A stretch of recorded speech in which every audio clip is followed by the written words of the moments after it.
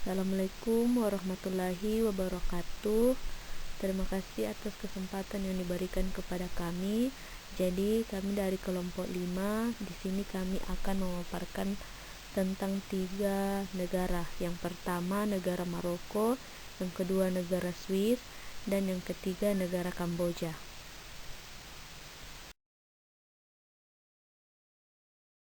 Yang pertama di sini ada geographic location.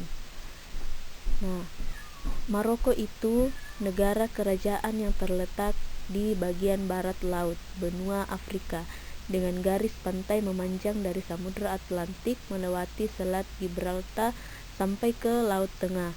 Sedangkan Swiss itu terletak di antara negara-negara di benua Eropa dengan luas sekitar 41.285 km persegi atau sepertiga dari luas Pulau Jawa. Nah, sedangkan Kamboja terletak di semenanjung Indochina, utara perbatasan dengan Laos, utara barat menyambung dengan Thailand, tenggara bertetanggaan dengan Vietnam, selatan barat menghadap ke laut, bagian selatannya berselang Teluk Siam jauh melihat Malaysia.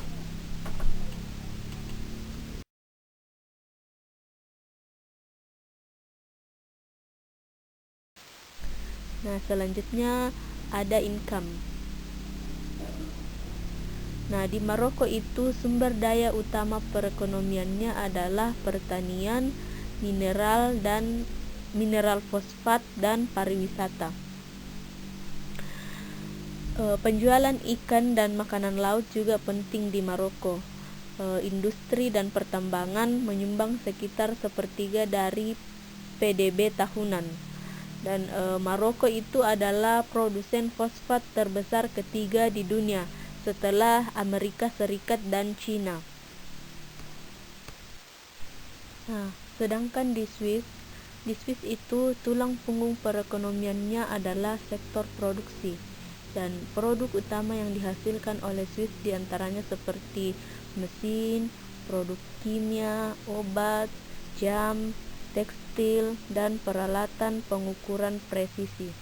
Dan industri jasa seperti perbankan, pariwisata, dan asuransi juga merupakan sektor penting bagi perekonomian Swiss. Nah, sedangkan di Kamboja itu mata pencarian utamanya adalah petani.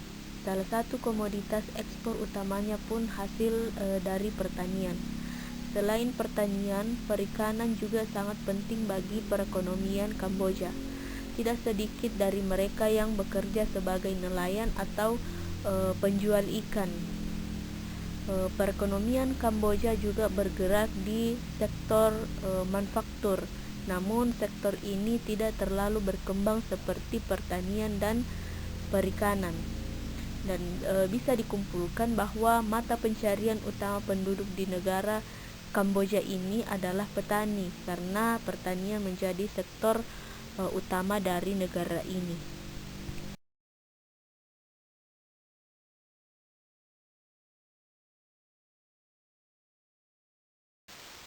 Selanjutnya, religion. Di Maroko, agama yang paling dominan adalah agama Islam. Karena agama utama di Maroko adalah agama Islam, yang juga merupakan agama negara. Terus agama terbesar kedua di negara ini adalah Kristen, tetapi kebanyakan orang Kristen di Maroko adalah orang asing. Ada juga komunitas iman Bahai, dan ada juga sebagian kecil agama Yahudi Maghrebi yang tersisa di negara itu karena banyak yang pindah ke negara Israel.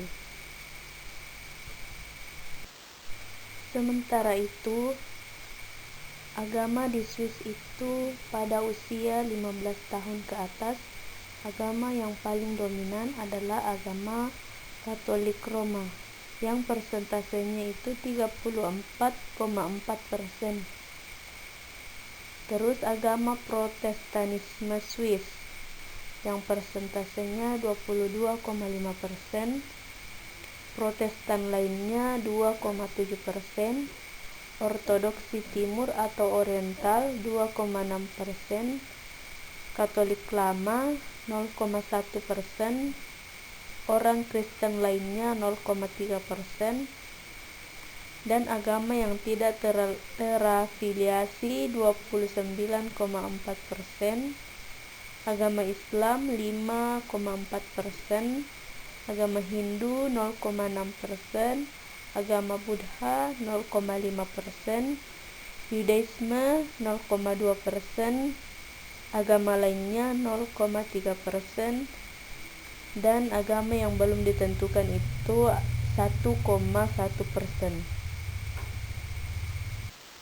Nah, sedangkan agama yang ada di Kamboja itu, agama yang paling dominan adalah agama Buddha yang persentasenya 97,1%, dan agama Islam hanya 2%, kekristenan 0,3%, dan agama lainnya 0,5%.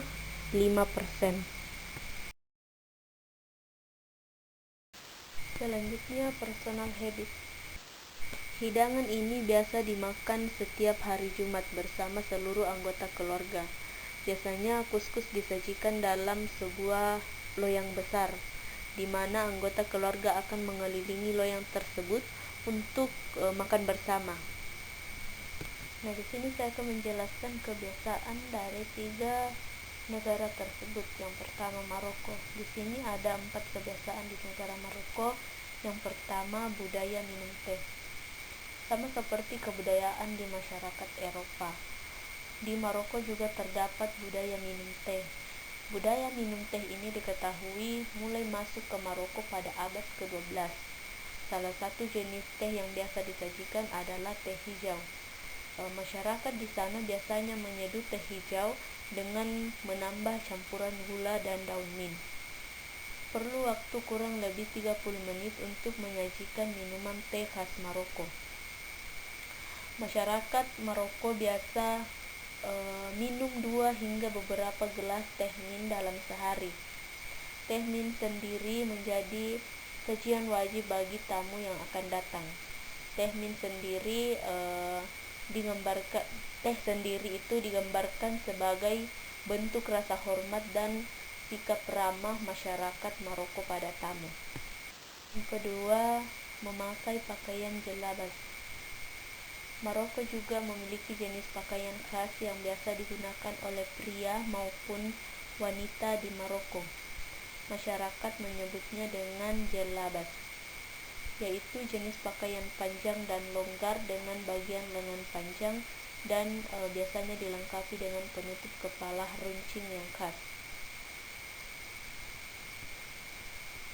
Pakaian ini biasanya terbuat dari jenis bahan kain yang tipis. Jelabas diketahui berasal dari budaya masyarakat Berber yang banyak menetap di wilayah Aljazair dan Tunisia. Pakaian jelabas berasal dari kota Zou di Maroko.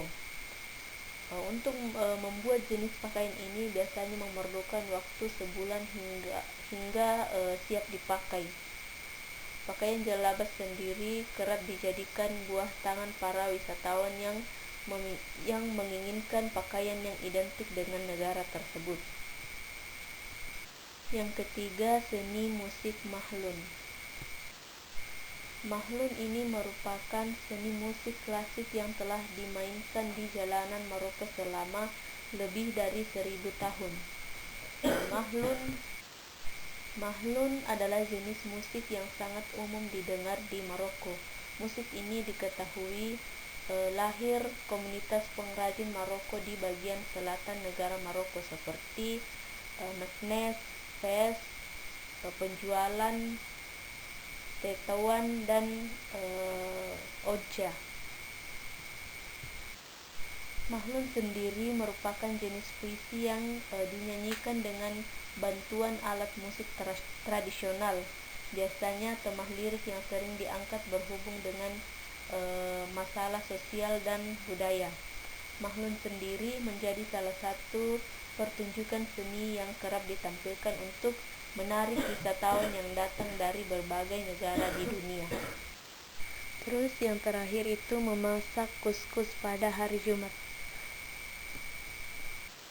Kebiasaan unik lainnya yang bisa ditemukan di Maroko adalah kebiasaan memasak sajian kuskus pada hari Jumat. Kuskus merupakan makanan pokok yang biasa ditemukan di wilayah Afrika Utara. Sajian ini terbuat dari bahan gandum terbentuk butiran kecil berwarna kuning. Kuskus sendiri biasa disajikan bersama dengan berbagai jenis lauk pauk khas Maroko.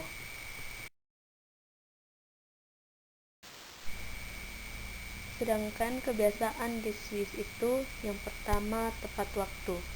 Jika ada orang yang bertanya siapa orang yang paling mampu tepat waktu, jawaban tepatnya adalah hanya orang-orang Swiss saja. Karena bagi orang Swiss, ketepatan waktu merupakan way of life yang harus mereka penuhi. Sehingga mereka merasa sangat bangga pada kemampuan mereka sendiri dalam menepati waktu.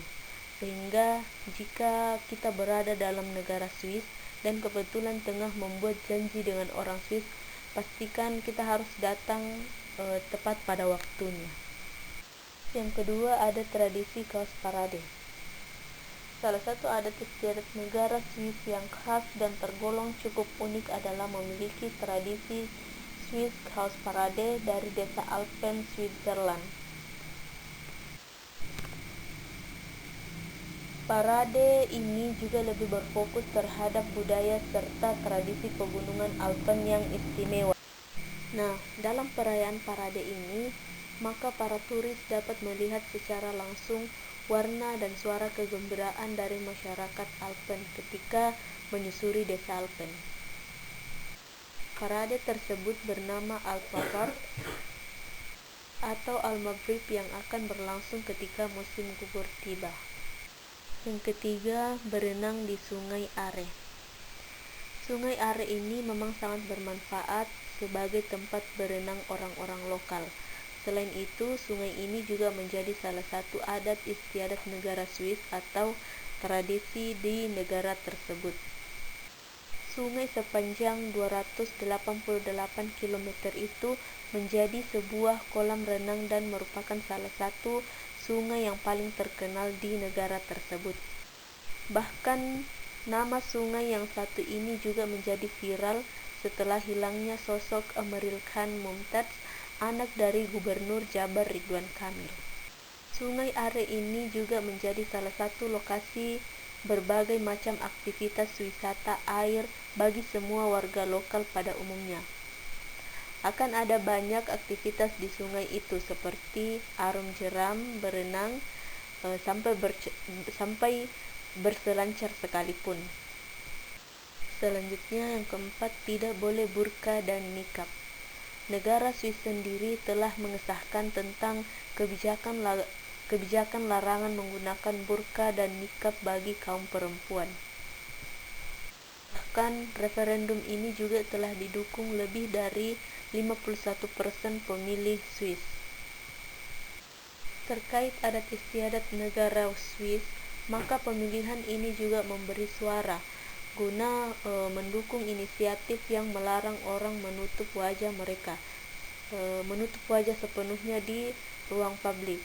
Meski demikian, penggunaan cadar wajah masih boleh, namun hanya di tempat ibadah dan sebagai keperluan adat istiadat saja. Nah, yang terakhir itu memiliki 4 bahasa. Nah, bahasa-bahasa tersebut adalah bahasa Prancis, Italia, Romans, dan Jerman.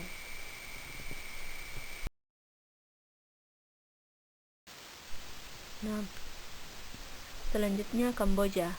Nah, di sini ada 5 kebiasaan di negara Kamboja. Yang pertama itu lepas alas kaki. Adat istiadat negara Kamboja yang pertama adalah melepas alas kaki.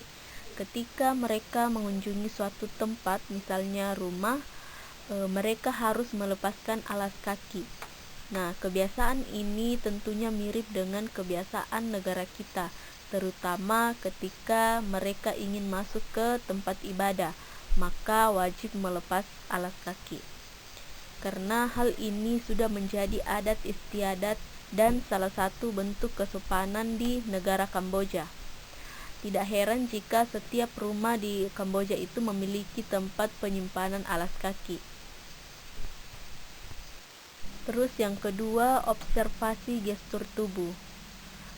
Adat istiadat negara Kamboja yang tak kalah menariknya ya ini observasi gestur tubuh. Seperti yang kita tahu, negara Kamboja ini berpenduduk Khmer. Nah, di Kamboja ada gestur tubuh bernama Sophia. Gestur ini merupakan bentuk sapaan khas negara ini. Biasanya sapaan ini dilakukan dengan mengatupkan dua tangan, tersenyum dan sedikit membungkukkan badan. Nantinya balasan salam ini kita harus mengatupkan tangan lebih tinggi dengan posisi pundak rendah. Hal ini untuk menunjukkan kita menghormati keramahan yang warga sekitar di negara ini tunjukkan kepada kita. Terus yang ketiga itu penangkal sial Kamboja.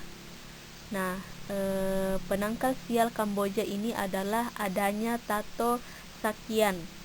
Banyak yang mempercayai bahwa dengan tato ini masyarakat Kamboja sebagai penangkal sial. Memang di Kamboja ada beberapa kepercayaan yang masih percaya bahwa mengukir tubuh dengan tato dapat menjadi penangkal sial. Terus yang keempat, biasakan menggunakan dua tangan. Di Kamboja itu harus membiasakan diri untuk menggunakan kedua tangan. Nah, sama halnya dengan Indonesia menggunakan tangan kiri, di Kamboja juga harus kita hindari.